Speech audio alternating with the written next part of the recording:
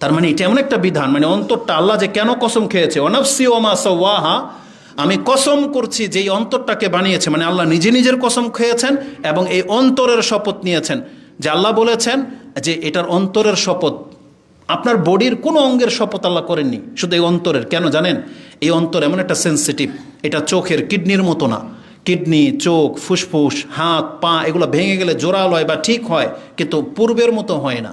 কিন্তু অন্তর এমন একটা জিনিস, এটা যদি শক্ত হয়ে যায়, মরে যায়, এমনকি কাফেরের অন্তর কত শক্ত, যদি সে লা ইলাহা ইল্লাল্লাহ বলে নেয়, কোনো পাপে যদি তওবা করে নেয়, 100টা হত্যার পাপ তার অন্তরে, কিন্তু সে শুধু তওবা করে নিয়েছিল, সুকিলা কালবহু, বলা হয়েছে মায়ের পেট থেকে জন্মায় একটা শিশু যে অন্তর নিয়ে, একটা তওবাকারীর অন্তর ওই রকম পরিষ্কার হয়ে যায়। তাহলে অন্তরকে পবিত্র করতে হলে তওবার বিকল্প নাই। এজন্য আমাদেরকে বেশি বেশি ইস্তেগফার করতে হবে, তাহলে আমাদের অন্তর পবিত্র হবে। তো এইভাবে আমাদের প্রত্যেকটা জিনিসকে খেয়াল রাখতে হবে। ইমানদারদের সাথে তার অন্তর, তার জবান, তার দেহ, তার পোশাক, তার স্থান, প্রত্যেকটা জিনিসকে পবিত্র রাখার আদেশ করা হয়েছে। এইটাই হলো ইসলামের বৈশিষ্ট্য। এই পবিত্রতাকে নিয়ে আমরা কথা বলতে চেয়েছিলাম, যদি সময় পাস হয়ে গেছে। জাস্ট আমি আপনাকে যদি এটা এহসাস জাগাইতে পারি আপনার অন্তরে, তাহলে আমার সাকসেসতা চলে আসবে। সেটা কি? যে মুসলিম হিসাবে আপনাকে পবিত্র হওয়ার মেন্টালিটি রাখতে হবে, যে আমি সবসময় পাক সাফ থাকবো। কিন্তু মুসলিম কেন এত নোংরা? মুসলিমদের বাথরুমগুলো দেখেন, আমরা তো সফর করি ইচ্ছা করে, এই যে পয়সাওয়ালাদের কথা বলি, যারা গাড়ি নিয়ে বিচরণ করে বা যারা এই পাবলিক কাজগুলো করেন, যারা ওই গাড়ির সেক্টরে, যানবাহনের সেক্টরে আছেন। আচ্ছা, একটা কাজ করলে নিজেকে নোংরা করতে হবে, এটা জরুরি? কাজ যত ছোটই হোক, একটা মানুষ সম্ভ্রান্তভাবে বা সম্মানিত হয়ে কেন বাঁচতে চায় না, বা কেন শিখে না এটা? একটা হত দরিদ্র, ওর হাতটা একটু পরিষ্কার থাকবে, এটা কিসের বাধা? হ্যাঁ, যারা ময়লার কাজ করে তার হাত ময়লা থাকবে, এটা স্বাভাবিক, কিন্তু সবসময় সে ময়লা রাখে? খাওয়ার সময় কি ধোয় না? তার মানে ধুয়ে তাকে খাওয়া উচিত। সে বাথরুমে বসে, সে উঠে আসার পরে তার কমোডের দিকে একবার ফিরে কেন তাকায় না? কারণ আমারই মুসলিম ভাই একটু পরে এখানে আসবে, তার রুচিটা এত নোংরা কেন যে এক বদনি বালতি পানি তাকে ঢেলে দিতে তার এতটা কেন কষ্ট? এত নিচু কেন মানুষ নেমে যায়? এটা আপনার হাত দিয়ে আমাদের মতন ব্যক্তিরা যদি আমরা পরিষ্কার করতে পারি, তাহলে আপনি কি হয়ে গেলেন?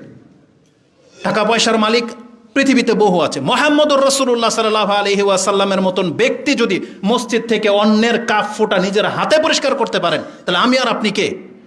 তাহলে মুসলিমদের এই পথ, ঘাট, বাথরুম এগুলো এত নোংরা কেন থাকবে?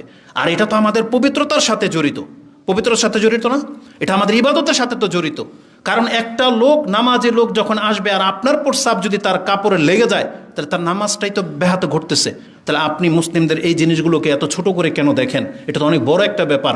উপরন্ত এই জায়গাটাতে যদি আপনি এই কাজটা করতেন, অন্য যেটা আমাদের সাথে বেশিরভাগ ঘটে, সুবহানাল্লাহ, এই জন্য লজ্জা পাই, আমার পরে যদি যে আসবে, হয়তো সে অপ্রীতিকর কিছু দেখলে ভাববে যেটা আমি করেছি, বাধ্য হয়ে আমাকে পানি ঢালতে হয়। তাহলে এমনটা কেন হয়েছে? প্রত্যেকের এটা মেন্টালিটি, আমি তো করি নেকির আশায়, তাহলে আপনি কেন করবেন না? তাহলে আপনি এটা করেন। মুসলিমদের সমাজ, মুসলিমদের রাস্তাঘাট, রাসূলুল্লাহ সাল্লাল্লাহু আলাইহি সাল্লাম কত চমৎকার উপদেশ দিয়েছেন যে রাস্তা থেকে একটা কষ্টদায়ক বস্তু তুলে ফেলে দিলে এটা তার আমলনামার মধ্যে সাদকার নেকি লেখা হবে। কাফেররা কোনো নেকি পায় না, কিন্তু ওদের রাস্তাঘাট পরিষ্কার। ওরা দুনিয়ার স্বার্থে করে, বেঁচে থাকার স্বার্থে করে, কিন্তু আমরা তো পরকাল তার চেয়ে বড়টা, যেটাতে করলে আল্লাহর কাছে কিছু পাবো। এত নোংরা কেন মানুষ? না, মানুষের অন্তরটাকে পবিত্র করতে হবে। আসলে আমাদের অন্তরটাই নোংরা। অন্তরটাকে আগে পরিষ্কার করতে হবে, তাহলে দেহ পবিত্র হবে। ঘরের ভিতরে যে কি অবস্থা মহিলাদের, বা আপনারা যারা জানেন বা কিছু, ইবাদত খুব সেন্সিটিভ জিনিস। খাদ্যের ক্ষেত্রে, হায়েজ নিফাসের ক্ষেত্রে, এই যে সহবাসের ক্ষেত্রে, বীর্য, মজি, প্রস্রাব, পায়খানা, এগুলোর খুব কঠিন হুকুম। কিন্তু নামাজের আগে এগুলো ফরজ হয়েছে যে একটা মুসলিমকে পবিত্র হইতে হবে। আমি এই বিষয়টাতে আপনাকে নজর দিতে চাচ্ছি। মুসলিম যেমন পবিত্র হবে, তার অন্তর শিরক থেকে মুক্ত, তেমনি মুসলিমের পোশাক থাকতে হবে প্রস্রাব পায়খানা থেকে মুক্ত। মুসলিমের হায়েজ নেফাজ অবস্থায় যে নিয়মগুলো নিষিদ্ধ, কোনো মুসলিম পুরুষ মহিলার জন্য জায়েজ নাই ওই অবস্থায় সহবাস করা। কারণ ইসলামের এটা কিন্তু আইন, বিধান, আপনাকে এগুলো মানতে হবে। কিন্তু আমাদের কাছে যেগুলো আমরা দেখতে পাচ্ছি প্রশ্নের মাধ্যমে নেটে, মুসলিমদের চরিত্র হয়ে গেছে কাফেরদের মতো। না, এটা মোটেও কাম্য নয়। আমরা আমাদের যুবকদেরকে, আমাদের মুসলিম ভাই বোনদেরকে আমরা বলতে চাই, পবিত্র জীবন যাপন করেন। এই ঠান্ডার বাহানায় আপনি সারা রাত ভরে নাপাক থেকে যাবেন, ফজরও পড়বেন না, ওই সকাল 10টা না বাজলে আপনি আল্লাহর কাছে কি জবাব দেবেন? এই জন্য সতর্ক, সাবধান হন। আমরা মূলত এই বিষয়গুলো নিয়ে কথা বলতে চেয়েছিলাম। এবার পবিত্রতার মর্যাদা নিয়ে একটা কথা বলি। ইসলাম সবচেয়ে মর্যাদাপূর্ণ দিন, দিনে হক হওয়ার দিক থেকে এই পবিত্রতার বিধানটা প্রমাণ করে যে ইসলাম শ্রেষ্ঠ ধর্ম, ইসলাম মধ্যম পন্থা। এই পবিত্রতার হুকুম আপনি পড়লে বুঝতে পারবেন যে ইসলাম কিভাবে মধ্যম পন্থা হইল। তার একটা নোক্তা আপনাকে বলে দিই, কোনো কিতাবের মধ্যে দেখতে পেলাম হিন্দুদের পবিত্রতা সম্পর্কে কোনো চ্যাপ্টার নাই, ওদের কোনো পবিত্রতা সম্পর্কে কোনো চ্যাপ্টার নাই। মানে সহবাস করেছে, বীর্য বেরিয়েছে, মজি বেরিয়েছে, হায়েজ হয়েছে, এই মহিলা কিভাবে পাক হবে ওদের কিতাবের মধ্যে কোনো বিধান নাই। প্রস্রাব পায়খানা করে আসছে, প্রস্রাবের কাপড়ে পড়ুক না কোথায় পড়ুক ওদের কোনোই নাই, পবিত্রতা হওয়ার কোনো ব্যাপার নাই। তাহলে শিথিল একদম নিচের ধর্ম। আর আমাদের পূর্বে বনী ইসরায়েলদের ধর্মের মধ্যে ছিল অনেক কঠোরতা, যেখানে প্রস্রাব লেগে যাবে ওই কাপড়ে কেটে ফেলে দিতে হইতো, নাকি চামড়াত লাগলে চামড়া ঘষে ছিঁড়ে ফেলতে হইতো, এতটা কঠিন ছিল। কিন্তু ইসলাম মধ্যম পন্থা। ইসলাম আপনাকে পবিত্রতাও শিখাইছে, আবার সহজ পন্থায় যে যেখানে ময়লা ধুয়ে নিলেই পাক। এত বড় কার্পেট ময়লা লেগেছে এখানে, এতটুকু জায়গায় ধুয়ে নেন, পুরো ফ্লোর ধুইতে হবে না। এটা হচ্ছে ইসলাম। বড় চাদর, এক কোনায় প্রস্রাব লেগেছে, বীর্য লেগেছে বা কিছু মজি লেগেছে, অতটুকু ধুয়ে নেন, হয়ে গেল। তাহলে ইসলাম এতটা সহজ করে দিয়েছেন, আপনাকে সেটা জানতে হবে এবং মানতে হবে।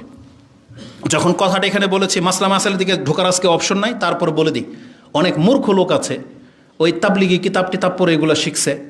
প্রস্রাব লাগছে চেনের এখানে, দুই পায়ের মাঝে, ও কাপড় দই কর্নারে, বুঝেন না? এই নোংরামি দেখেছেন কেউ? বলতেছে যে প্রস্রাব তো লাগছে কোথাও, কিন্তু ধুইতে হবে কই? লঙ্গির কোনায়। আচ্ছা, প্রস্রাব কে ওখানে লাগছে? তাহলে কোন কোন ধর্ম এটা? বলে বিসমিল্লাহ বলে লঙ্গির কোনা ধোয়। আমি দেখেছি বহু মুরব্বীকে অজু করতেছে, তার আগে লঙ্গির কোনা ধুচ্ছে, আর এখানে কিন্তু প্রস্রাব লাগে নাই। প্রস্রাব তো লাগছে প্রস্রাবের জায়গায়, ধুইতে হবে সেই জায়গা, ও ধোয়ে লঙ্গির কোনা। এই নোংরামি থেকে বাঁচতে হবে, যেখানে ময়লা সেখানে ধুইতে হবে। এটা হচ্ছে ইসলামিক নীতি। আর আল্লাহ সুবহানাহু ওয়া তাআলা এটা আমাদেরকে শিখিয়েছেন, পানি ব্যবহার করতে হবে। আসুন সেটা আমি আপনাকে দেখাই। শিখদের সম্পর্কে জানলাম, শিখদের কোনো চুল কাটার কোনো অপশনই নেই, ওদের বিধানে মিলে নাই, অপরাধ হয়ে যাবে। এই জন্য ওদের চুল বড়, হাতের নিচেটার কথা বললাম না। এই দেশে শিখদের অবস্থা। কিন্তু ইসলাম আমাদেরকে পবিত্রতা শিখাইছে।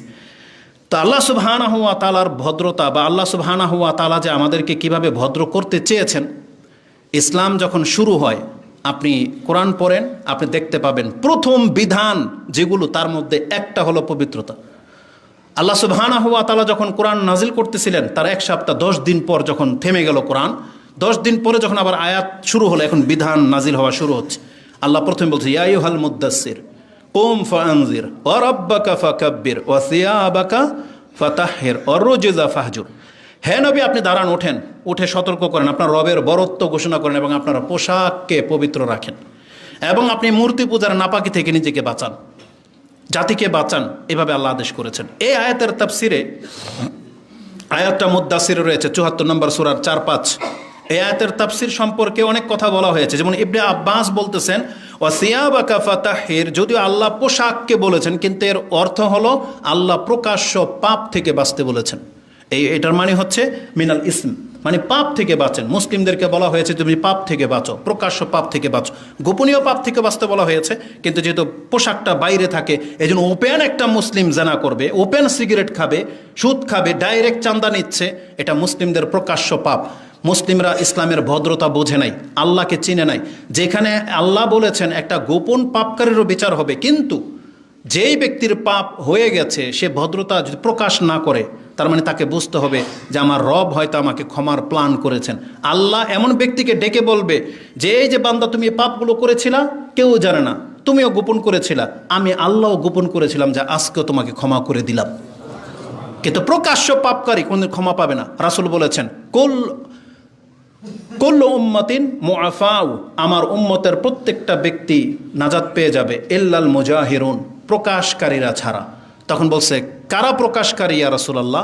বলছে রাত্রে একটা ব্যক্তি পাপ করেছিল, আল্লাহ তাকে ঢেকে রেখেছিল, কিন্তু সকালবেলা এই ব্যক্তি উঠে তার বন্ধুর কাছে, অমুকের কাছে, তুমুকের কাছে বলে, জানো আজকে রাত্রে আমরা এটা করেছি।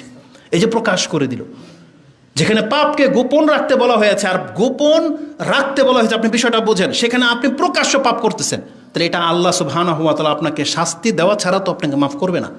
এই জন্য সতর্ক সাবধান হতে হবে। তো আল্লাহ সুবহানাহু ওয়া তাআলা বলেছেন যে ওসিয়াবাকা ফাতাহহির, তুমি তোমার পোশাকটাকে পবিত্র করো। ইমাম মুজাহিদ বলেন, বা মুহাম্মদ ইবনে সিরিন তিনি বলেন, আই ইয়াগসিলহা বিলমা, আল্লাহ এখানে মূলত আমাদেরকে আমাদের দেহ এবং পোশাককে পানি দিয়ে ধুইতে বলেছেন, এই জন্য আল্লাহ সুবহানাহু ওয়া তাআলা পানির বিধান রেখেছেন। আরেকজন বলেছেন ওয়াকালা ইবনু জাইদিন কানাল মুশরিকুনা লা ইয়াতাতাহহারুন, মক্কার মুশরিকরা পবিত্রতা বলতে কিছু জানতো না, একবারে যাযাবরের মতো জীবনযাপন করত। কিন্তু আল্লাহ তাদেরকে আদেশ করেছেন যে না, এই যে মুহাজির আনসার তোমরা পবিত্রতা অর্জন করো। আনসাররা আবার পবিত্রতার ক্ষেত্রে খুব কঠোর ছিল, তারা যত কষ্ট হোক দূর থেকে পানি এনেও তারা কাজা ইস্তিনজা করত। এই জন্য আল্লাহ তাদেরকে বলেছেন রিজালুন, তারা এমন ব্যক্তি যাদেরকে আল্লাহ ভালোবাসেন, সেটা সূরা তাওবার মধ্যে আপনি পেয়ে যাবেন ওই পবিত্রতাকে কেন্দ্র করে। তাহলে পবিত্রতার বিধানটা প্রথম নাজিল হয়েছে, এটা হচ্ছে ইসলামের অনেক বড় একটা ব্যাপার, অনেক বড় একটা সৌন্দর্যতা, আমাদেরকে এটাকে গুরুত্ব দিতে হবে। কেন জানেন? কারণ আল্লাহ সুবহানাহু ওয়া তাআলা বলেছেন ইন্নাল্লাহা ইউহিব্বুত তাওয়াবিনা ওয়া ইউহিব্বুল মুতাতাহহিরিন, আল্লাহ সুবহানাহু ওয়া তাআলা তওবাকারী এবং পবিত্র ব্যক্তিদেরকে আল্লাহ ভালোবাসেন। এটা সূরা বাকারা 2 নম্বর সূরার 222 নম্বরে রয়েছে। এই আয়াতটা কোন প্রেক্ষিতে নাজিল হয়েছে এটা প্রত্যেকটা মুসলিম যুবক যুবতী বা পুরুষ মহিলাকে স্মরণ রাখতে হবে। কারণ ওই যে যেমনটা বলেছি, যেই ইসলাম আমাদেরকে প্রস্রাব করার সময় ডান হাত দিয়ে পুরুষাঙ্গ ধরতে নিষেধ করেছে, প্রস্রাব করার সময় এতটা সতর্কতা আমাদেরকে দেখতে বলা হয়েছে এবং আমাদেরকে প্রস্রাব থেকে বাঁচতে বলা হয়েছে। তারপরে এই হায়েজ সংক্রান্ত বিষয়ে এই আয়াতটা নাজিল হয়েছে। আপনি বোঝেন, ওয়াসআলুনাকা আনিল মাহিদ, তারা আপনাকে হায়েজ সম্পর্কে জিজ্ঞেস করে, তার মানে এর হুকুম হাকাম সম্পর্কে আল্লাহ বলে দিয়েছেন এই অবস্থা থেকে বেঁচে থাকো, তার মানে এই অবস্থায় সহবাস করা জায়েজ নাই। তাহলে প্রত্যেকটা পুরুষ এবং নারীকে এটা জানতে হবে, তার স্বামী যদি তাকে বাধ্য করে তাহলে তাকে এই স্বামীর আনুগত্য করা জায়েজ নেই, কারণ এটা হচ্ছে একটা হারাম অবস্থা। এই অবস্থাতে নিষেধ করা হয়েছে, আল্লাহর এটা বিধান, এটাকে আপনাকে মানতে হবে। এই জন্য যে কোনো নাপাক অবস্থায় কতটা সেন্সিটিভ আপনি দেখেন, পবিত্রতা এত গুরুত্বপূর্ণ, নামাজের মতন একটা ইবাদত, তাওয়াফ করবেন, এগুলোর জন্য পবিত্রতাকে শর্ত করা হয়েছে, তেমনি সহবাসের জন্য পবিত্রতাকে শর্ত করা হয়েছে। আপনি এটা নতুন শুনবেন, বলে কি কোন পবিত্রতা? মানে সে হায়েজ নেফাস থেকে যখন মুক্ত হবে, সে গোসল করে যখন পবিত্র হবে, তখন তারপর আপনার জন্য জায়েজ।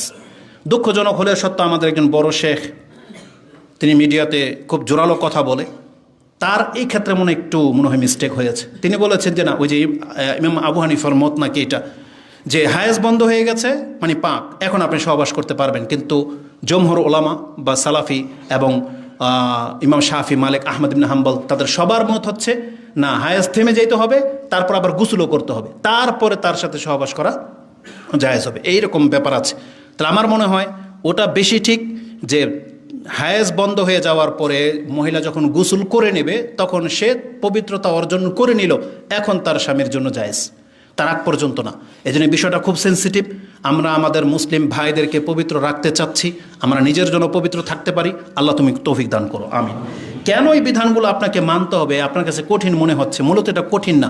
আমি খুতবার অনেকগুলো কথা ছিল, সব স্কিপ করে দিয়ে শুধু আল্লাহ সুবহানাহু ওয়া তাআলার উদ্দেশ্যটা আপনাকে জানিয়ে দিই। আল্লাহ কেন আমাদেরকে পবিত্র জীবনযাপন করতে বলেছেন, কেন রাসূলুল্লাহ সাল্লাল্লাহু আলাইহি সাল্লাম বলেছেন ঘুম থেকে উঠে তুমি তোমার হাতটাকে পাত্রে ডুবিয়ে দিও না, আগে আলাদা পানি নিয়ে হাতটাকে ধুয়ে নাও। এগুলো জানার ইচ্ছা হয় না আপনার? এগুলো জানলেও কি আপনি বুঝতে পারতেছেন না যে ইসলামটা কি, আল্লাহ আমাদেরকে কেমন জীবনযাপন দিতে চাচ্ছেন বা কি পছন্দ করেন আল্লাহ? এগুলো আপনাকে আমাকে নিতে হবে।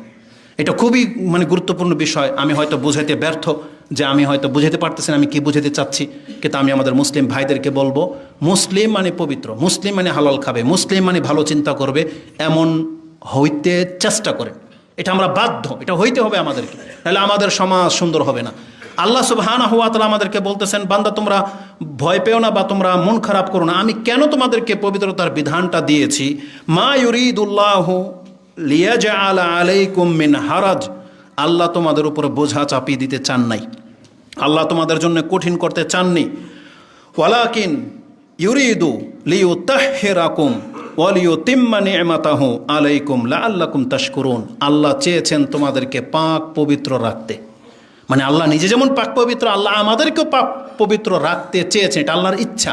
আল্লাহ বলছে আমি চাই আমার বান্দারাও পাক পবিত্র থাকুক, এবং আমি আমার নিয়ামতকে পূর্ণ করে দিতে চাই তাদের জন্য, যাতে করে তারা আমার শুকরিয়া আদায় করতে পারে। এটা আল্লাহ সুবহানাহু ওয়া তাআলা সূরা মায়দায় ওই যে তায়াম্মুমের অধ্যায়ের মধ্যে এটা উল্লেখ করেছেন, 6 নম্বর আয়াতে আপনি পেয়ে যাবেন। এজন্য আমি আমাদের মুসলিম ভাইদেরকে বলবো, চরিত্রটা ইহুদি নাসারা খ্রিস্টানদের মতো করে দিয়েন না। ওদের পবিত্রতা বলে কোনো কিছু নাই, ওরা যেখানে সেখানে হাত দিয়ে ওই হাত দিয়ে খাবার বানায়। এজন্য হিন্দুদের দোকান থেকে খাদ্য খাওয়া থেকে বিরত থাকেন, মিষ্টান্ন এইসব জিনিসগুলো আপনি বেঁচে থাকার চেষ্টা করেন, মুখের রস একটু কমান, কারণ আমাদেরকে পবিত্রতার সাথে জীবনযাপন করতে বলা হয়েছে। এটা আমি আবারও ক্লিয়ার করে দিই। আল্লাহ সুবহানাহু ওয়া তাআলা আমাদেরকে তৌফিক দান করুন। সর্বশেষ আয়াত যেটা আমি আপনাকে বলেছিলাম, আপনি এটা মাথায় রেখেন। আল্লাহ আমাদেরকে পবিত্র জীবন দিতে চাচ্ছেন, আর আল্লাহ বলেছেন ইন্নাল্লাহা ইউহিব্বুত তাওয়াবিনা ওয়া ইউহিব্বুল মুতাতাহহিরিন। আল্লাহ পবিত্র ব্যক্তিদেরকে ভালোবাসেন। আল্লাহ তুমি আমাদেরকে পবিত্র হিসাবে কবুল করো, আমিন ইয়া রাব্বাল আলামিন।